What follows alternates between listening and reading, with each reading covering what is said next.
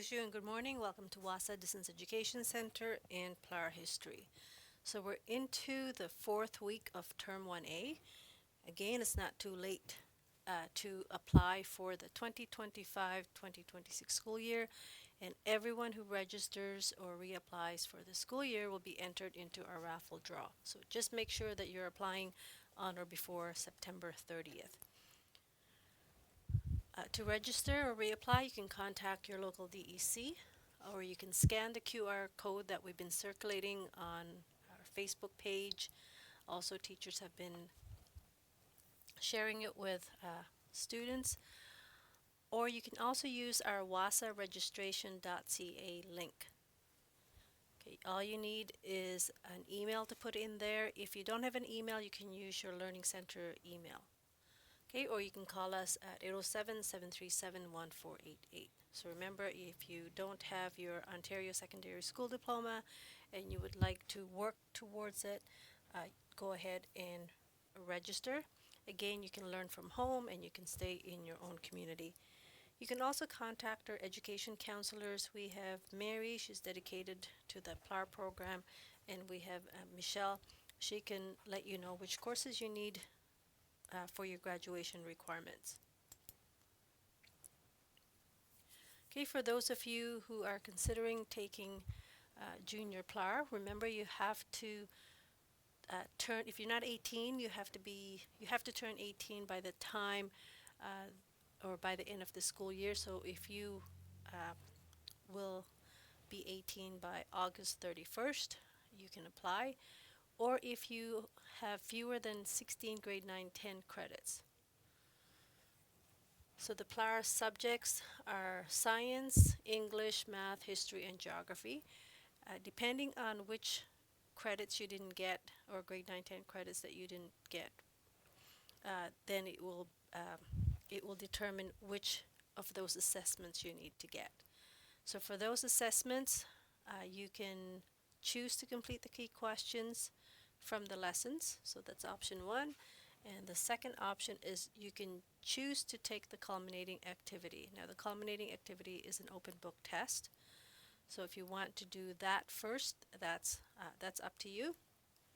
Or some students will take, for example, the PLAR history assessment or the PLAR geography assessment. And if they have to do the math, they may choose to do the lessons instead of the open book test, because some people will say, well, I'm not sure if I can do that. I haven't been in school for a while. So again, the choice is yours. So do the one that you feel comfortable trying first. And you can take tests as many times. However, what we do suggest is if you are not successful with one of the tests, we get you to do the lessons. That way you'll be more prepared to take the test. Okay, so if you're doing the lessons, remember you have 3 lessons for PLAR history. That's lessons 1, 2, and 3. The key questions in the lessons. So for lesson 1, you have 1 to 18, lesson 2, 19 to 33, and lesson 3, 34 to 41. If you have previous versions of these lessons, so for example, if you worked on the 2024-25 key questions, send them in. I will accept the submitted work. And as you're doing the lessons, so let's say you completed lessons 1 and 2, and you decide you want to do the culminating, you still have that option. So here's the mark sheet for students who have chosen to complete the lessons. Now we have completed up to key question 25 in PLAR history. So if you're working on the key questions, make sure you have key questions 1 to 18 completed and 19 to 25. Okay, that's a suggestion that you should have those completed if you want to have this portion completed by the time we do the PLAR geography. Okay, you have to you can use this as a checklist to make sure that you're getting all the key questions completed. If you're having any problems with any of the key questions, don't forget to contact me. Now, if you decide to do the culminating, here's an example of the mark sheet for the culminating activity. There are 3 sections that you will go over in the culminating. The first section is about women and work. Section B is Canada and World War I, and then Section C is French-English relations. So here's an example of a student who completed the culminating. This person received 87%. The minimum passing mark for a culminating is 50%. Okay, so this person went beyond the 50% mark. This person did very well.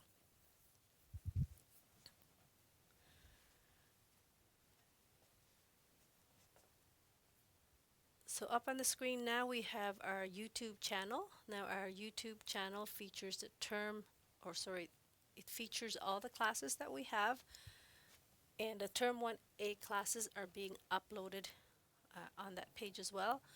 So the course is organized into its own playlist. This will help you find the lessons quickly. So when you go to the Wasa Distance Education Center YouTube, click on the playlist, and here you have all the courses that have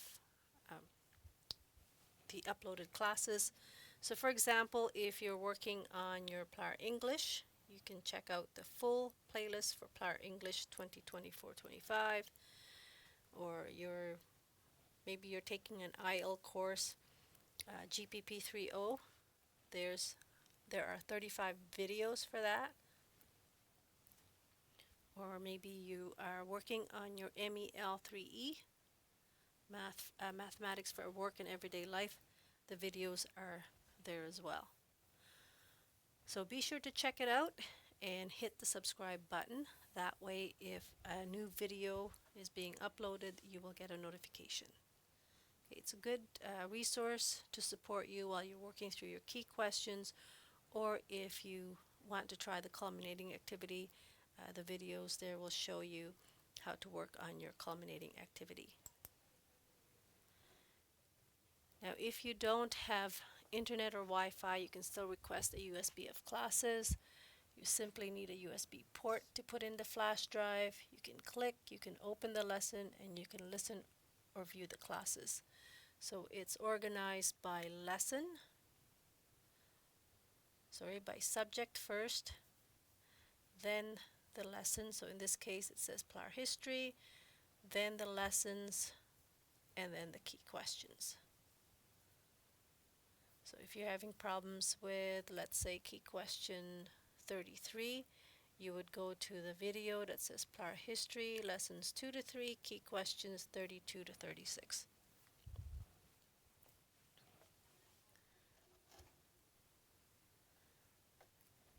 The NNEC students are also, this is also available to you. You can have an email for nnecschools.org. So once you get your email, it's usually by your first name dot last name, day of your birthday and the month, so month and day, and then at nnecschools.org. So make sure when you're doing when you're signing in to your Google account or your NNEC Schools account, make sure that you sign out of all accounts. If you're using especially if you're using your laptop or your phone, it will already have signed you in of a different account. So you simply sign out of your accounts, and then after you can add another account. That will be your nnecschools.org. And if you're having problems with that, let us know. If you forget your password, okay, it's easy to reset it. Just let us know. Or if you have the email but it hasn't been activated, we can also reactivate it for you.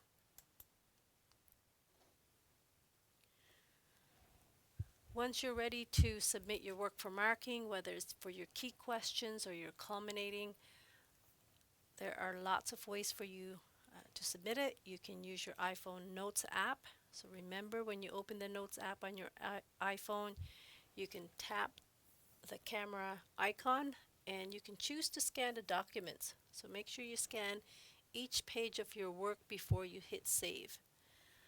You could also take a picture, so you can use your phone's camera to take a clear picture of your work. Double check to make sure that you can see the picture clearly. So if you can't read what's the picture that you've taken, if it's blurry, don't send it, delete it, and take another picture. If you email your work, you can also attach your scanned document or photo to an email. You can send it directly to studentwork@nnec.on.ca. CC the teacher that's marking your work, so we know that you have sent something for us to mark. Another option is sharing it through Google Docs. So when you open your assignment in Google Docs, click on the share button, so that's on the top right. Notice that when it's not shared, there's a lock icon. That means that the document is private only to you. So make sure you click share. In the box that appears, type your teacher's email. So here you see jmercer@nnec.on.ca. Now you can change the setting. You can have it, you can have me as an editor, or if you don't want me to edit your work, you're simply submitting it, you can set it to viewer. Click send, and then I will have access to your document. That means I will be able to see it. You can also ask your DEC to scan or fax it to you, fax it for you. You can also drop it off at 74 Front Street. That's our physical address in Sioux Lookout. There is also a WASA outdoor mailbox on the side entrance. And of course, if you have any concerns or questions, please do not hesitate to contact me or the office. On to lesson 2. So from our last class, we talked about Canada in 1939 on page 4. We also talked about World War II on page 5. The Canadian war effort on page 6. We talked about how Canadians helped with providing food and supplies. We also discussed the treatment of Japanese Canadians on page 8, and you could also read the article, which is a spotlight of Joy Kagawa on page 8. So we're continuing with lesson 2. I can identify significant events for Indigenous peoples during the mid-20th century. I can explain the historical importance of Quebec's Quiet Revolution. So these are the 2 things that we have left for lesson 2. So in today's class, we'll talk about after the war on page 12, also NATO and NORAD. What do those acronyms mean? Indigenous peoples and the white paper on page 13. We'll also look at First Nations historical timeline on page 14, and Canada 1960 to 1980. This is about Quebec on page 15 and the Quiet Revolution. So let's see how many of these topics we can get through for today. So we talked about Canada's role in ending the war. So during World War II, Hitler and the Nazi government targeted Jewish people in an event called the Holocaust. And what that is that Hitler believed that only Germans deserved full rights and freedoms. So Jewish people were forced into camps where they lost their homes and belongings. Around 6 million Jewish people were killed by the Nazis, and they were murdered in different ways, including violent attacks, mass shootings, being worked to death in camps, and being gassed in extermination camps. So when we look at that pie graph for the Holocaust deaths, we have Soviet prisoners of war 20%, politicals 10%, ethnic Poles, Ukrainians, and Belarusians were 22, Polish Jews 24, and so on.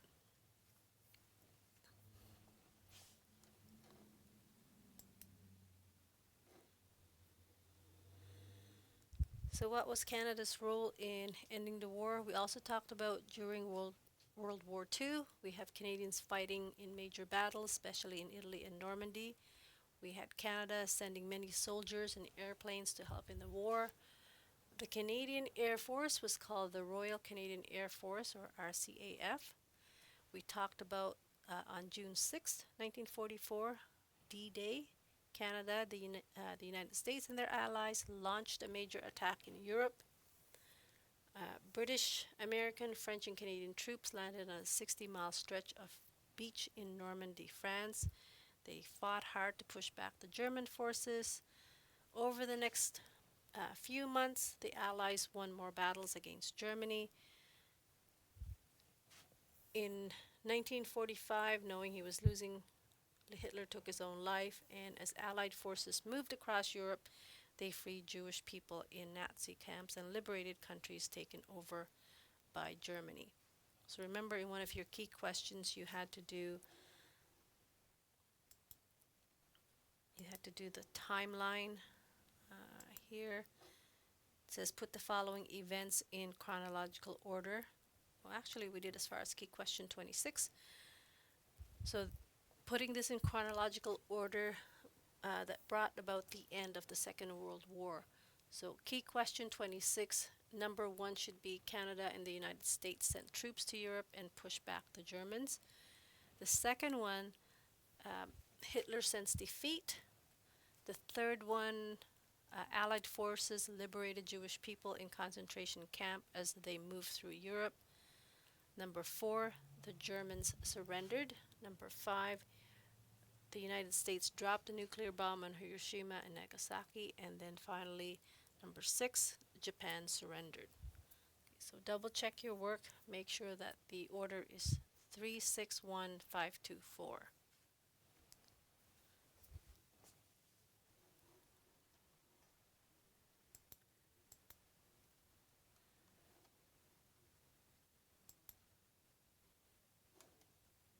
So after the war, if you're following along, we're on page 23 of lesson 2. So after the war, 1945 to 1960, the heading is Charter of Rights and Freedoms. So Canadians were shocked by what happened in Europe, especially to the Jewish people during the Holocaust. So to make sure something like that could never happen in Canada, they worked to create laws that protected human rights. So in 1958, Canada introduced what was known as a Bill of Rights. Now this later became the Charter of Rights and Freedoms in 1982. Now this law gives people important rights such as the right to vote and run in elections. So it means that every Canadian citizen has the right to vote for their leaders and can also choose to run for office if they want to. For example, during an election, you can vote for the Prime Minister or your local representative, and if you want, you can even run for office yourself. The right to travel and live anywhere in Canada, so people can move freely within Canada and choose to live in any province or territory. So for example, if you live in Ontario but you want to move to British Columbia for a new job, you can do so. You don't need permission, okay, to move to a different province or travel and live anywhere in Canada. The right to life, freedom, and safety.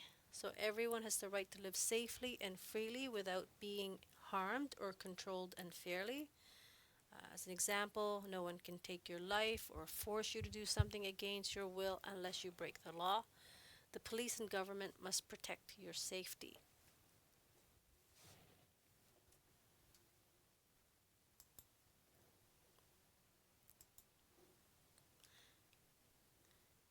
Okay, protection from being arrested without a good reason. So police cannot arrest someone unless they have a valid reason, like proof of a crime.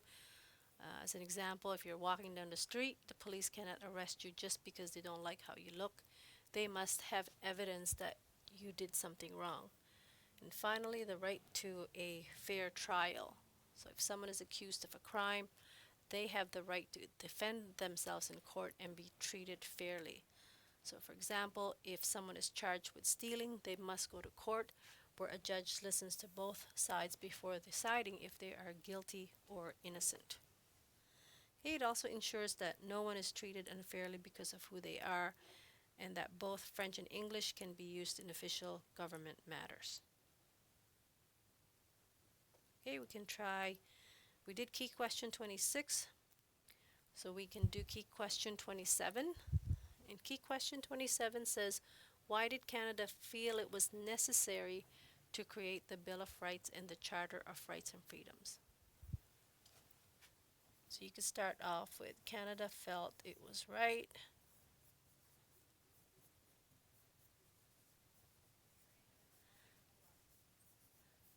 So it's just asking you, why did they feel they have to have this Bill of Rights and Charter of Rights and Freedoms? And then the second part is outline what these laws were designed to enforce. Remember, we talked about those right to, what were those rights?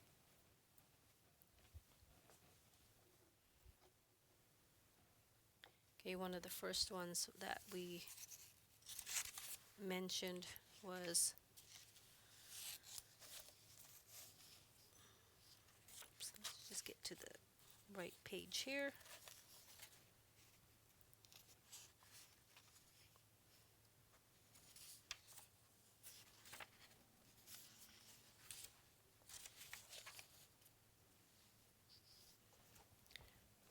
Right, the right to vote. So there, I gave you one of them.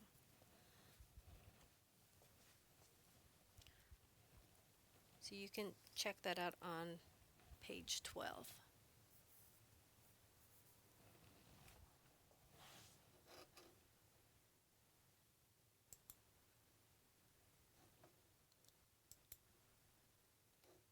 Okay, after the war. So after the war on page 12, after World War II, Great Britain, the United States, China, and the Soviet Union, they came together to create what was known as the United Nations. Now, they did this because the League of Nations, remember we talked about the League of Nations, their goal was to prevent another war. Okay, that had failed. So the main purpose of the United Nations is to stop wars from happening and to improve people's lives around the world. It also worked to protect human rights. So Canada played an important role in convincing the United States to support the United Nations. As a result, Canada became one of its founding members. Now today, Canada is part of the General Assembly and has been elected several times to the Security Council. One of Canada's biggest contributions to the United Nations has been in peacekeeping missions. So you can see here is an older picture of the United Nations. Here's a map showing the 193 member states of the United Nations.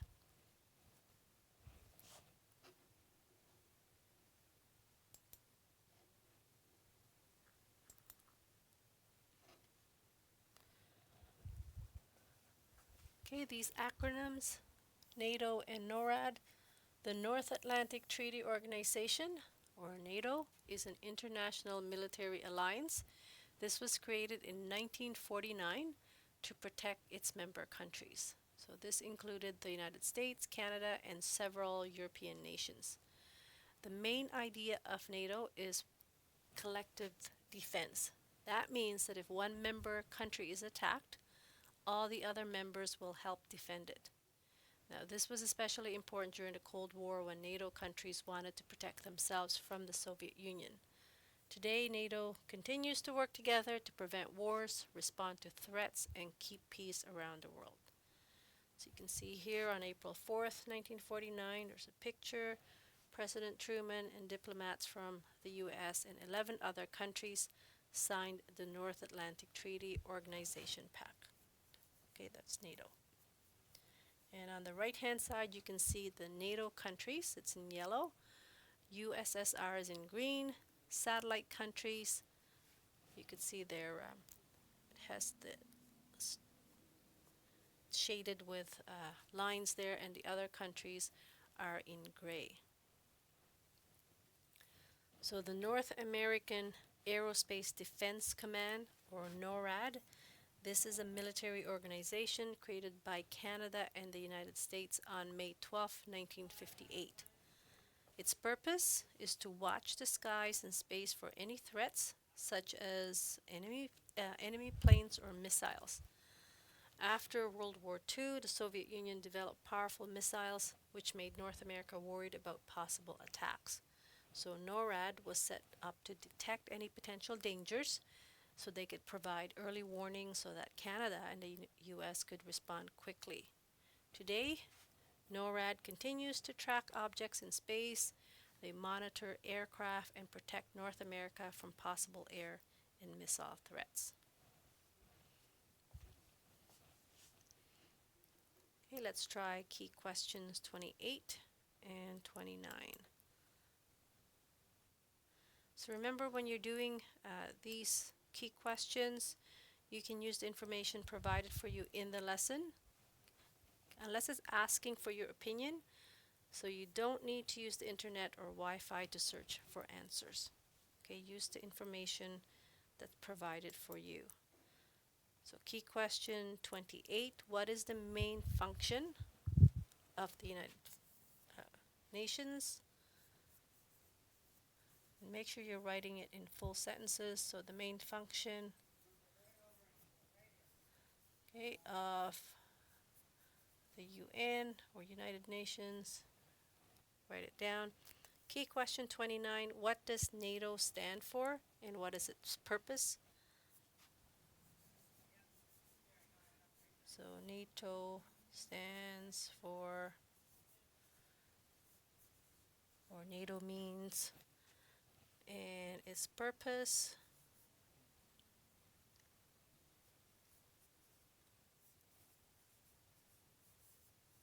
What is it set out to do? So tell me what that is.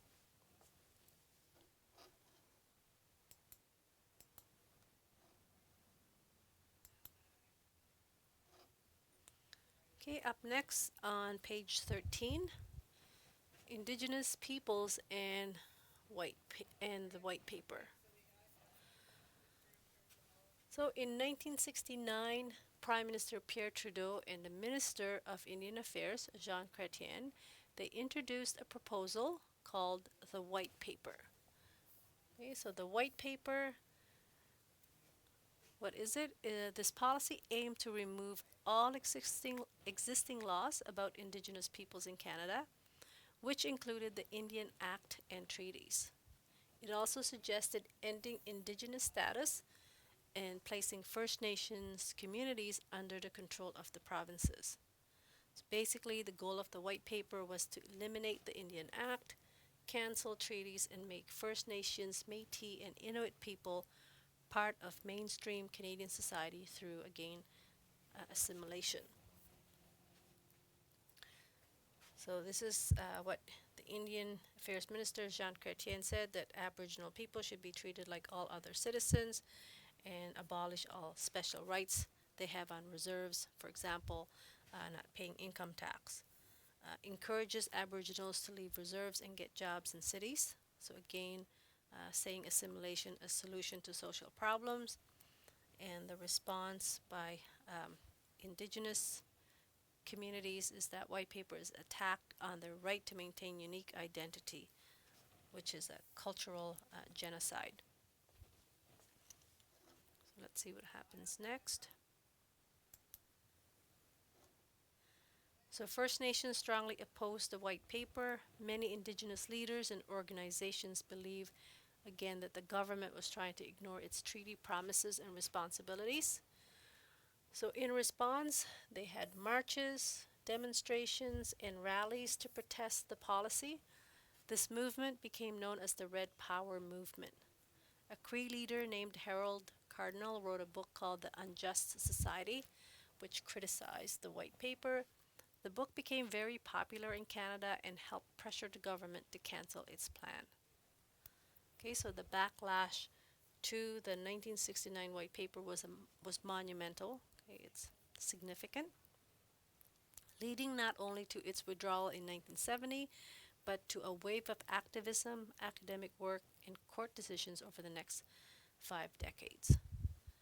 So here's a quote from Harold Cardinal, The Unjust Society. In spite of all government attempts to convince Indians to accept the white paper, their efforts will fail because Indians understand that the path outlined by the Department of Indian Affairs through its mouthpiece, the Honorable Mr. Chrétien, leads directly to cultural genocide. We will not walk this path. Okay, that's from his book, The Unjust Society. By calling it cultural genocide, he means that the policy would destroy indigenous ways of life by forcing them to assimilate into mainstream Canadian society.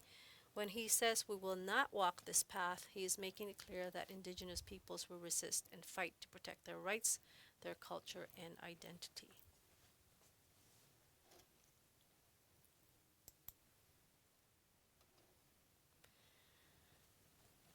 Okay, turning to page 14, you will see the First Nations historical timeline. So this timeline shows 1939 to 1970s. These are many important events affected Indigenous peoples in Canada. So beginning in 1939 to 1945, World War II, many Indigenous people served in the Canadian military. However, when they returned, they did not receive the same benefits as other veterans. 1949, Indigenous voting rights in Newfoundland. Indigenous people in Newfoundland were officially recognized as citizens and given the right to vote. In 1951, there were changes to the Indian Act, so the Canadian government made changes to it, allowing Indigenous people to practice their cultural traditions. For example, Sundance, which had been banned. 1960, the right to vote in federal elections. So First Nations people were given the right to vote in Canadian federal elections without having to give up their Indian status. And this one we just discussed, the white paper where the Canadian government proposed getting rid of the Indian Act and treaties. First Nations strongly opposed this, leading to protests and the Red Power movement. 1973, Supreme Court recognizes Indigenous land claims. In the Calder case, the Supreme Court of Canada ruled that Indigenous land rights existed before colonization, which led to future land claim settlements. So as you can see, these events show both struggles and progress for Indigenous peoples in Canada as they fought for their rights and recognition.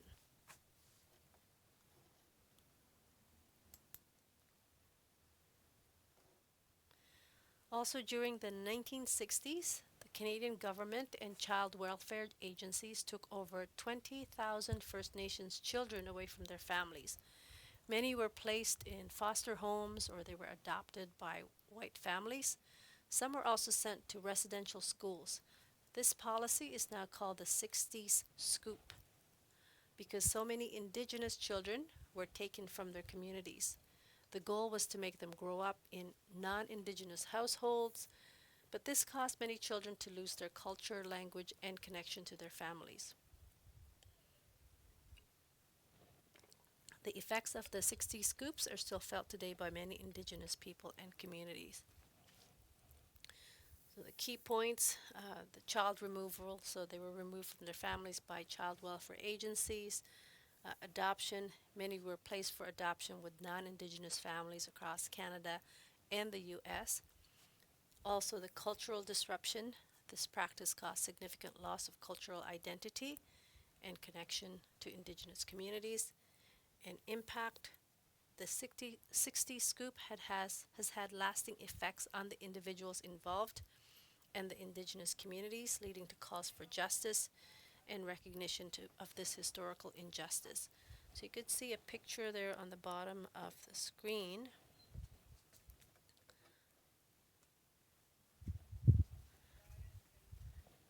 So So it says attempted to address the lack of Aboriginal parental skills by forcibly removing thousands of Aboriginal children from their parents. The children were made wards of poorly monitored child welfare system, and most of them were placed into non-Aboriginal foster homes.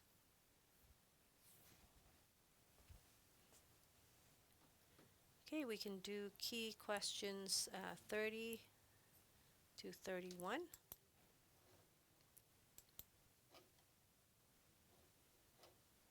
Key question 30 has two parts. It says, what was the white paper? So first you have to tell me what it is. So what is the white paper? And then what did it propose?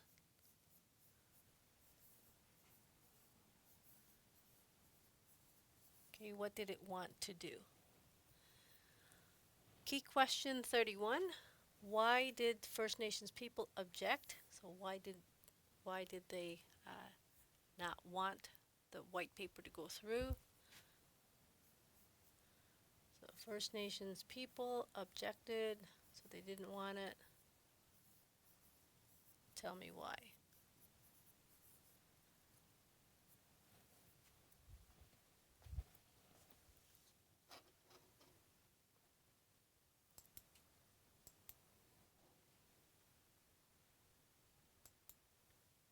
Okay, up next is Canada 1960 to 1980 with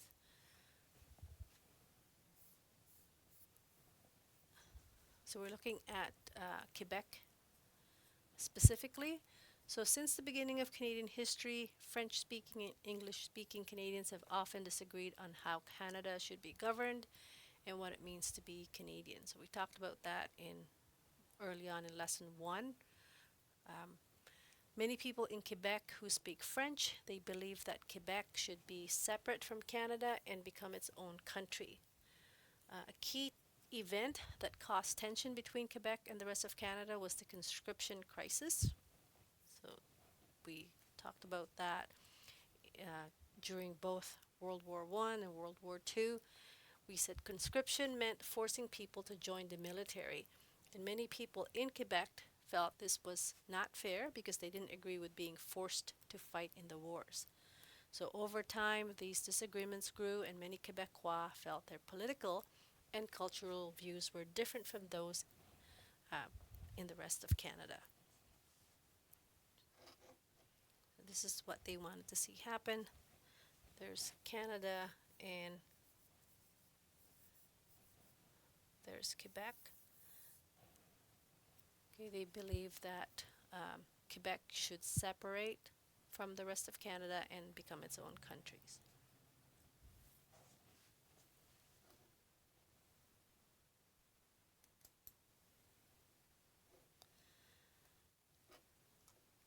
So we have the Quiet Revolution. So this is what happened. In Quebec, the people elected Maurice Duplessis and his party, which was called the Union Nationale. Duplessis wanted to make Quebec a better place. So after he died in 1959, this is when the Quiet Revolution began. Between 1960 and 1966, Quebec went through big changes in how people thought about themselves and the relationship with the rest of Canada. Now, it was called the Quiet Revolution because these changes didn't happen through violence. Okay, so that's the main key. That's why it was called quiet.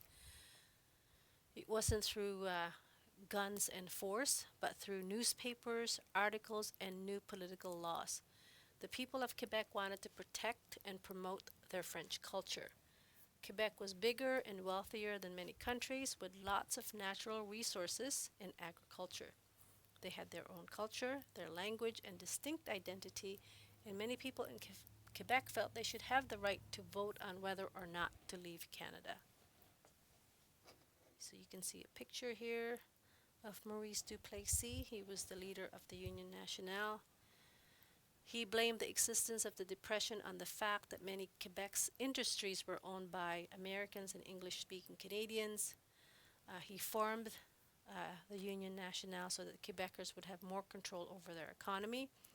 The Union Nationale won the Quebec election in 1936 and he remained a force in Quebec politics for the next 22 years.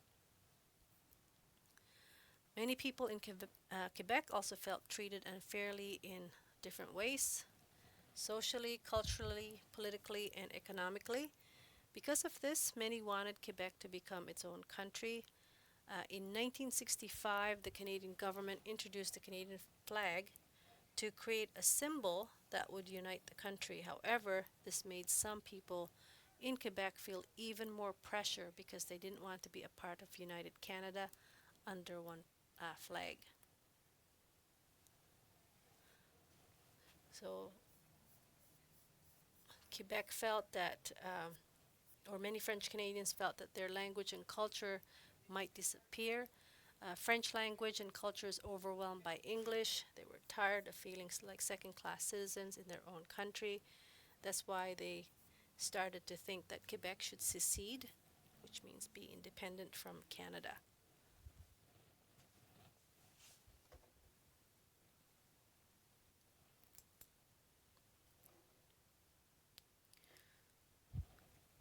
So we have the policies of the Quiet Revolution. We have Jean Lesage. He became the liberal leader in Quebec. His motto was, "It's a time for change." When he was elected in 1960, he began the Quiet Revolution. He wanted to stop the corruption in government, awarded positions according to who earned them, raised wages and pensions, and lifted restrictions on unions. Under Lesage, the economy, politics, education, and culture, okay, he wanted those change. Science and technology were courses which were previously under Duplessis were now mandatory. Roman Catholic Church's importance also declined a lot. Okay, so let's look at that in more detail. So we said he started the Quiet Revolution. He wanted more control over its Quebec. He wanted Quebec to have more control over its own affairs. He passed laws to improve the lives of ordinary Quebecois people. One of his goals was to shift power from English-speaking minority in Quebec to the French-speaking majority. So here are some of the changes that he did. He made it easier for French-speaking people to get loans so that they can start their own businesses. He also created their own Department of Education.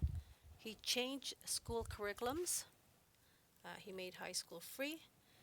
Lesage also introduced the Cégep system, which replaced classical colleges, which means that it offered more practical and business-related courses, which helped students prepare for careers in technical fields.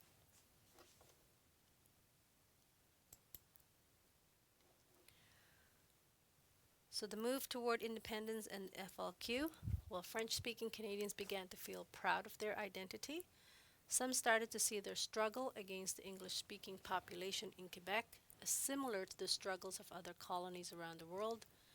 On July 24th, 1967, French President Charles de Gaulle gave a speech in Montreal and shouted, "Long live free Quebec." This statement upset Prime Minister Pearson because it inspired many Quebecois to continue fighting for their cause. In the 1960s, some people in Quebec formed a group called the Front de Libération de Québec, or FLQ, or the Quebec Liberation Front. So the FLQ believed that violence was the only way to achieve Quebec's independence. So they carried out bombings, they kidnapped government officials, including the British Trade Minister and the Quebec Minister of Labor.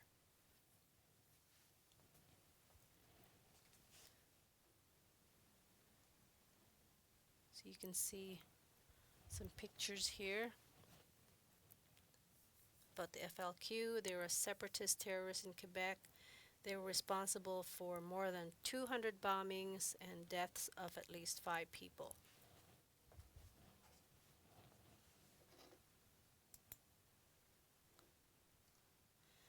So in 1970, Prime Minister Trudeau used the War Measures Act. Okay, this allowed the police in Quebec to arrest FLQ members without charges. The next day, the body of the Minister of Labor was found in the trunk of an abandoned car. So the Minister of Labor at that time was Pierre Laporte. So after the crisis, many people in Quebec decided that they needed a peaceful way to achieve independence. They supported René Lévesque and helped form the Parti Québécois. However, in 1980, 60% of Quebecois voted against separating from Canada. Okay, they voted against it. That means they didn't want to separate. Now, the War Measures Act, okay, if you don't know what that means, this is a federal law and it was passed on Parliament on August 22nd, 1914. The act gave the federal government broad powers to maintain security and order during war, invasion, or insurrection. So on the bottom of the screen here, you can see that police were to arrest those who were suspected of belonging to the FLQ or supported the FLQ through literature, posters, stickers, or pamphlets. Okay, it outlawed it. It suspended civil liberties in Quebec. 497 people were arrested, of whom 435 would be released. The other 62 were charged.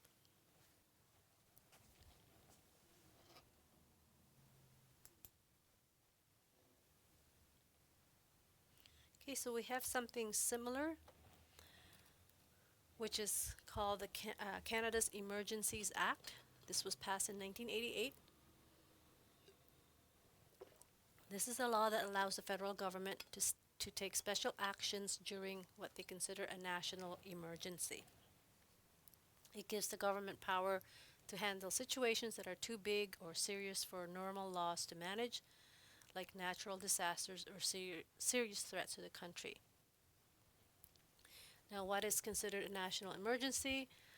It has to be a very serious situation that threatens the health and safety of Canadians or puts Canada's security, sovereignty, or land at risk. So it's something that can't be handled by the provinces or other laws.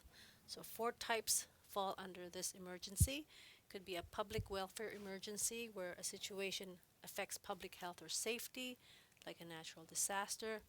It could be a public order emergency where you have a situation that threatens the peace or order in Canada, such as a large protest or civil unrest. International emergency where you have a crisis that involves other countries, like a threat from another nation. Or you can have a war emergency, where a situation where Canada is at war or facing a serious military threat. So for example, we've had one where we had a public order emergency um, where the government can make rules to help manage a situation. One of these rules could be to control or stop public gatherings, like protests or blockades, unless they are lawful and peaceful.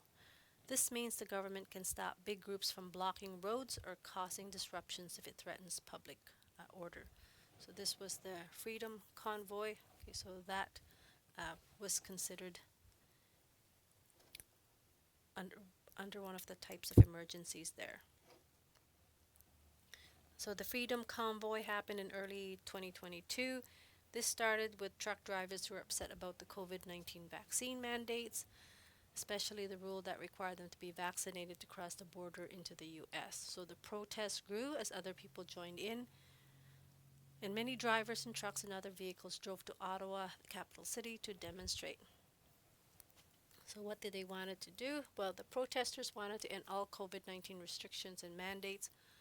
While some people supported the convoy, many others were upset by the disruptions it caused, such as blocking roads and causing traffic problems. The protests lasted for several weeks before the government used emergency powers to end it. So you can see here they did a survey. Do you support, somewhat oppose the government of Canada using the Emergencies Act?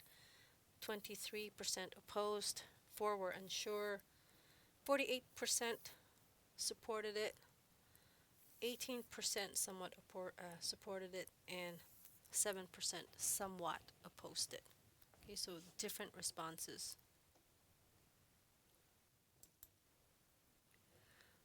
Okay, so we can finish up with the last 3 key questions. Provide specific details to describe the Quiet Revolution, including why the revolution became necessary to the people of Quebec. what did Jean Lesage do in support? So make sure you write down what he did to support it. Don't just say he made new laws. Be specific. And then what does the term FLQ stand for? And how did this organization pursue their goals? Okay, and that's the end of lesson 2.